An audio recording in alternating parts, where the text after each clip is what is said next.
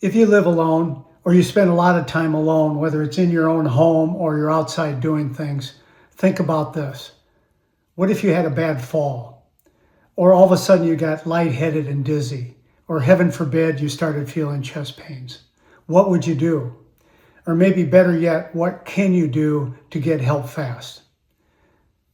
iPhone has a feature that can help you do exactly that. My name is Rick Smith, and I'll show you how to get your iPhone set up just for that and allow you to live independent and have peace of mind. So the first thing we're going to do is set up your medical information on your iPhone. And this is a big critical part of this whole procedure. So the first thing we're going to do is get your medical information set up in your iPhone. This is things like emergency contacts, the prescriptions you might be taking at this time, any conditions that doctors or first responders should know about. Get that information put into your phone so it's available to them on your phone in case of need. Once we're done with that, we're going to move over to setting up Emergency SOS on your phone. I'll walk you through it, so don't worry, this isn't going to be real techy. I'll show you exactly what you need to turn on and off and input. And then we'll go through testing it and showing you how you can test it so you get comfortable actually pushing the buttons to make this happen. So if you're ready to get started, let's get going. You're looking at my cell phone right now, and what I want to do is walk you through how to set up the medical information on your cell phone. And it's very simple. The first thing we want to do is go to the settings button here. And when you get to this page, you could scroll through all this information, but I found it's easier to go to the search bar right at the bottom where the magnifying glass is and type in medical. And you can see one line shows up here, and we want to click on that. And here's where we set up not only your medical information, but how it is accessed in the case of an emergency. And that's what the first two buttons are. The first one, show when locked, means that when someone picks up your phone around you and the phone is locked, if they go through the procedure to hit the emergency SOS information buttons, it will show access to your medical information, which is great for anybody on site to know your conditions and what things you take and your blood pressure, your weight, all those things. You want that to show green. Right now, that's what I have. If I click on that, it goes to gray, and that means it's off. You want it in green. The same thing applies down here, share during an emergency call. And what that means is that when the call goes through to 911 and they connect the call to medical professionals, doctors, nurses, whoever, this information on your phone will automatically be forwarded to them so they can remotely diagnose your condition and your situation, that your meds, your weight, your height, any conditions you have, so they can provide the people on site with the proper actions to take to help prepare you if you need to be brought in for additional medical care. Again, you want that in green like I have. Off is gray, green is on. Now we'll look at your medical information, and that's down here below. And the first thing is your photo and information. If you click the edit button to the right of that, it shows where you can edit your photo. You can enter your name just simply by tapping on that and typing it in. We'll click on the blue check mark to say that's okay. Date of birth, you can set your date of birth right here. We'll click on, so you can scroll through to do that. I'm just going to leave it where it's at, but I'm going to click back here. And one other one that we didn't do was primary language. And if you're an organ donor, you can click on not set and use the scroll wheel to select what you want. I'm going to click on the back X to get out of that. So that's your primary information and photo. Now we'll get into your medical conditions. First one is pregnancy. It's simple. You click on the add button and you move that slider to activate it. We'll back out of that.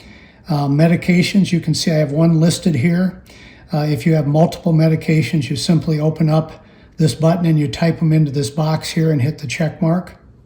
And then they'll show up down below. Also applies to allergies. This can be critical when they're asking or wanting to provide medications for you, but they don't want to give something that you're allergic to. You simply click on the edit button, add what you're allergic to in that line, and then it'll show up under allergies. Now this next one is very important, and I'll explain to you why. If you enter people as your emergency contact, when a call goes through to 911 and it gets through under Emergency SOS, the people listed under emergency contact will also receive a text message identifying that you have contacted 911 regarding an emergency. It gives them a heads up on something happening to you. So if we click on the add button, click on the green plus here to add emergency contact, and you can see here suggested ones. I'm going to click on this one, my wife, and then you can identify who this person is. It's my spouse, and then you hit plus blue check mark. And so when we go down here, now you can see that she's listed here. That also helps the people looking at your medical information to know who the emergency contacts they should get in touch with if they're at your house or in your backyard or in your car, wherever. It gives them a phone number to call as well. And you can add as many of those as you want. Next, we get down to conditions. We could say something here like diabetic. And we'll hit plus mark there. And we scroll down there, and you can see that's listed. And do that with any conditions you might have. Again, this just helps those on site and those on the phone know what they're dealing with. There's also additional information. We'll click on that. Your weight, your height, and your blood type. And I would suggest that you particularly put in your blood type if you know it. Weight and height is good for information that's sent on to people that are not on site. So that's additional information. And finally, notes. This is just type in whatever you feel people need to know about you. If they're happen to having to treat you for some medical condition, put it in that box. Then it's available to them as they're going through your medical information. So that's setting up your medical information on your phone. All right, now we're going to look at how to set up Emergency SOS on your phone. And it's really very simple as well. We first go to the settings button here, and rather than search, we're going to take your finger here and just scroll, slide it up until you see Emergency SOS, and that's what you see right here. And we click on that. So the top portion here identifies the buttons you need to push to activate this. And I'm going to show you those on my phone. On the left side, you've got your volume up and down buttons. And on the right side, you can see this button I call the right side button. And to activate this, you have to push one of the volume buttons. It can be up or down. And then you push the button on the right at the same time. Do not push one and then the other, or it won't work. So I'm going to demonstrate. I'll put my finger on the up button and my finger on the right button. And on the count of 3, I'm going to push them both at the same time. 1, 2, 3. Hold. And this is the screen that pops up. You're familiar with it because that's where you slide to power off. If you slide this one to the right, it's going to show you your medical information. And if you slide this one to the right, it will initiate an emergency call. And right now, I'm not going to do that.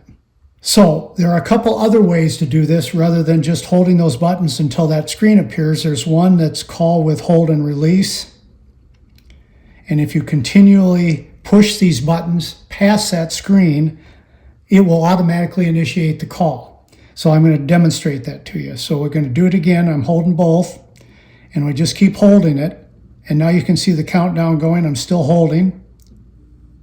And I'm going to hit the cancel button because I don't want that to happen. And so that is another way, rather than you going through the hold and then swiping, just keep holding until the call's initiated. And then the next one down here is call with 5 button presses. And this could be important for people that may have some arthritis or would have a hard time pushing with both hands. What this one does is it initiates the call by simply pushing the button on the right side 5 times real fast. And I'll demonstrate that. 1, 2, 3, 4, 5. And so you get a countdown here. You can wait until that's done or slide the button here. I'm going to hit cancel. I don't want it to go through. And so that's how you do it with call with 5 button presses. Call quietly is a way to make a siren not go off when you're doing this. And you heard that was a quiet one. I'm going to do it one more time here just to demonstrate what happens if you leave call quietly off.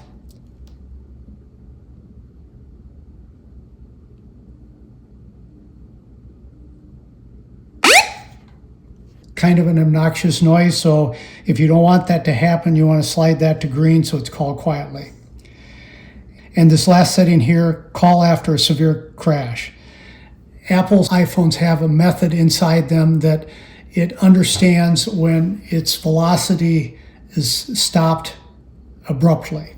So think of your car traveling down the road, your phone's traveling with it, and the car hits a wall. The phone stops, and the phone recognizes that as a crash, and as you can see here, it will automatically call emergency services.